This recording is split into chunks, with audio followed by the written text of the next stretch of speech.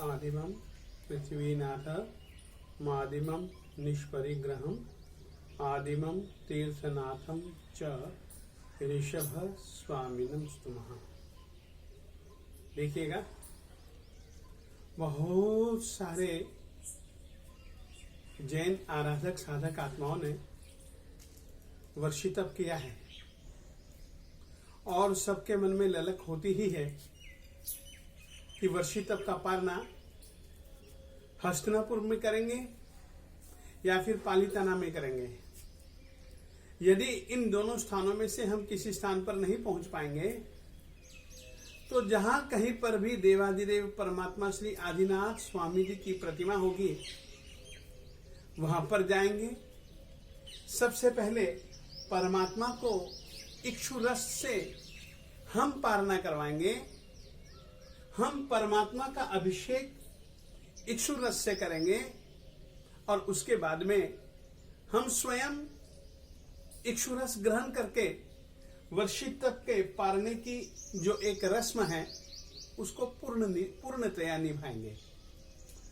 आप लोगों से कहना चाहता हूं, कोरोना के प्रकोप के कारण से आप लोग पालीताना या हस्तिनापुर या अन्य किसी स्थान पर पहुंच पाए या न पहुंच पाए, परंतु ये जो दो आकार हैं इसकी जरूर कल्पना करके ही पारना करें।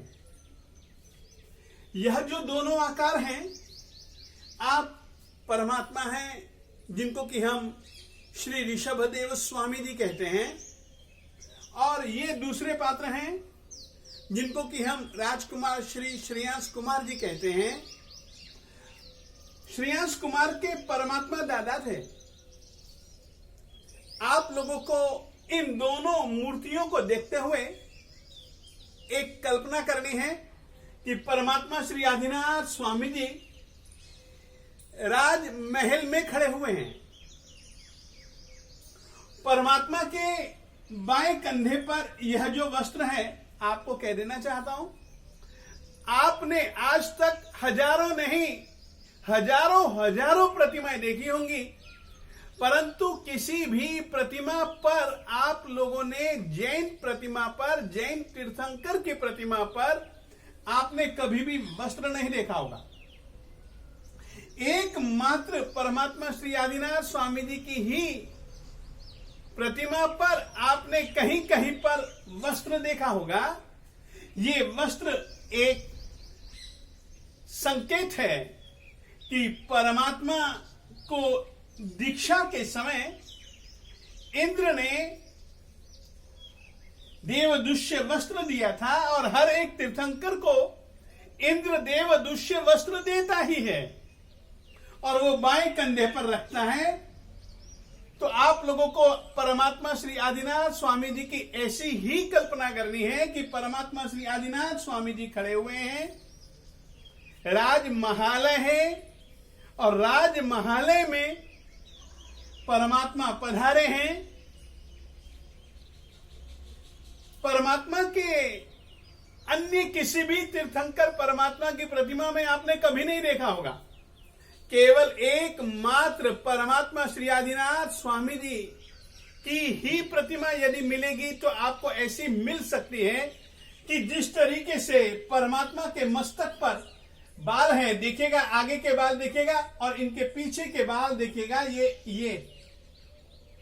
ये काले कलूटे घुंघराले बाल हैं। किसी अन्य तीर्थंकर की प्रतिमा पर आप नहीं पाएंगे। परमात्मा श्री आदिनाथ स्वामी जी के कंधे के ऊपर हवा से हिलते हुए बाल हैं। एक ऐसी कल्पना कीजिएगा, मैंने गुरु की कृपा से एक छोटे से काव्य पर काम किया है जिस काव्य का नाम है श्री ऋषभ वीरेश स्तव। परमात्मा श्री अजितनाथ स्वामी जी और परमात्मा श्री शांतिनाथ स्वामी जी को लेकर के श्री नंदीसेन महामुनि जी की जो एक रचना है अजित शांति स्तव, ठीक उसी ही प्रकार के परमात्मा श्री ऋषभ देव स्वामी जी और परमात्मा श्री महावीर स्वामी जी को लेकर के यह काव्य है। और उस काव्य में इस घटना का कि वो पीछे हवा से हिलते हुए बाल कैसे लग रहे थे, तो वो कहते हैं कि जैसे कि मेरू पर्वत और मेरू पर्वत की चोटी, मेरू पर्वत तो होता ही सोने का है, पीला पीला दिखता है। परमात्मा का शरीर भी बिल्कुल सुवर्णवर्णी था, मानो मेरू पर्वत। और मेरू पर्वत के चोटी के ऊपर यदि काले काले बाल आ जाएं और वे यदि हवा से इधर उधर घूम रहे हों, तो सचमुच में उसकी शोभा बहुत बहुत बहुत निराली हो जाती। ठीक परमात्मा को एक मेरू पर्वत के समान समझ करके, सुवर्णवर्णी समझ करके, काले काले बादल घुंघराले, ऐसे काले काले बाल हवा से जिस समय इधर उधर हिल रहे थे, दीक्षा के समय पंच मुष्टि लोच में से 4 मुष्टि लोच कर चुके हैं। आगे के मूस दाढ़ी के ये 3 तरफ के बाल उखाड़ चुके हैं और परमात्मा के पीछे के बाल बाकी थे, एक मुट्ठी लोच करनी बाकी थी। उन बालों की स्थिति को देख करके और उन बालों के इधर उधर प्रकंपन के कारण से परमात्मा की देह की शोभा को देख करके इंद्र ने हाथ जोड़ करके प्रार्थना की कि साहब आप श्री जी कृपया, इच्छा है, मर्जी आपकी, यदि साहब ये बाल रहने दीजिए तो। और परमात्मा ने रहने दिए। बस उसकी स्मृति स्वरूप आप लोगों को भी यह ख्याल रखना है कि परमात्मा के सिर पर बाल और सिर के ऊपर बाल दीक्षा के बाद में कभी भी किसी भी तीर्थंकर का बाल, नख, मूछ, दाढ़ी बढ़ती ही नहीं है। बस उसके प्रतीक के रूप में आप ये देखेंगे परमात्मा के। परंतु जो पीछे की एक मुट्ठी लोच जो बाल बाकी रह गए, उनकी जरूर कल्पना करेंगे। राजमहालय में परमात्मा पधारे,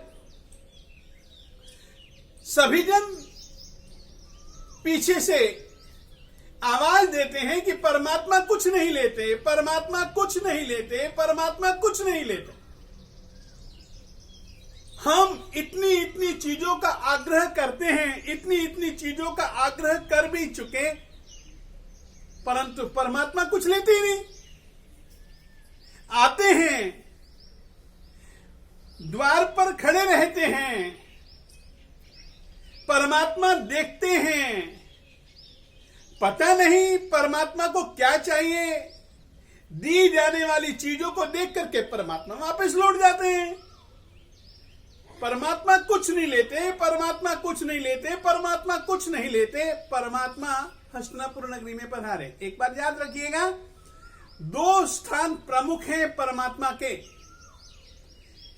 हस्तिनापुर, जहां पर परमात्मा ने पारना किया था। दूसरा स्थान है पालिताना। पालिताना इसलिए कि आदिनाथ स्वामी जी ने सबसे ज्यादा साधना, आत्म साधना, कर्मक्षय की साधना, आत्मा में रमण की साधना, कायोत्सर्ग की साधना, काया को वोसिरा करके मात्र आत्म भाव में रमण और स्थिर रहने की साधना परमात्मा श्री आदिनाथ स्वामी जी ने यदि सबसे ज्यादा समय तक कहीं पर की हो तो वह स्थान है पालिताना। इसीलिए पारने के प्रमुख स्थान 2। एक तो जहां पर परमात्मा ने पारना किया स्वयं ने, वो नगरी का नाम हस्तिनापुर, और यह दूसरी नगरी जिसका नाम पालिताना, पादलिप्तपुर। और केवल पालिताना नाम से नहीं, जो कि अपनी विशेषताओं के कारण से सैकड़ों सैकड़ों विमलाचल, सिद्धाचल इत्यादि कई कई नामों से जो जाना पहचाना जाता है, वहां पर पारना किया और करवाया जाता है सामूहिक रूप से।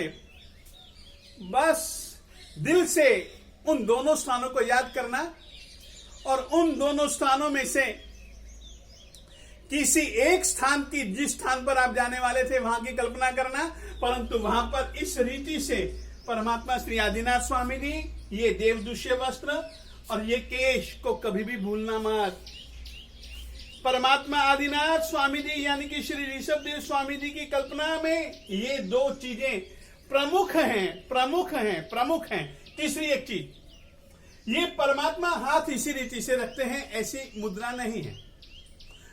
ये भी हो सकती है, वैसे एक दूसरी मुद्रा का उल्लेख भी आता है।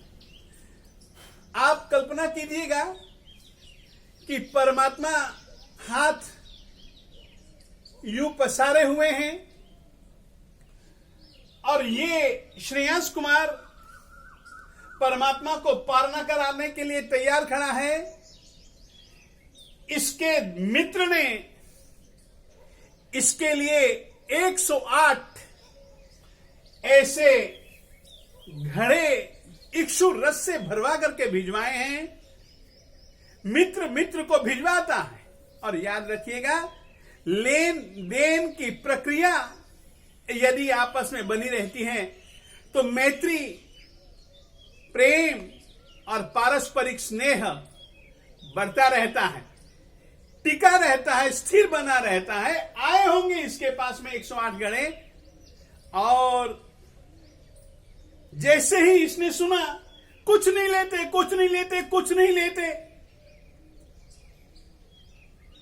आता है खिड़की के पास, देखता है। इसने इनको देखा, लोगों की आवाज सुनी, और लोगों की आवाज सुनने के बाद कुछ इनको देखते सोच में पड़ गया, ओहो, इनके साथ तो मैं रहा हुआ हूं। इस जन्म में तो ठीक, पिछले जन्मों में मैं रहा हुआ हूं। ये राजा थे, मैं सारथी था। इन्होंने भी दीक्षा ली थी और मैंने भी दीक्षा ली थी।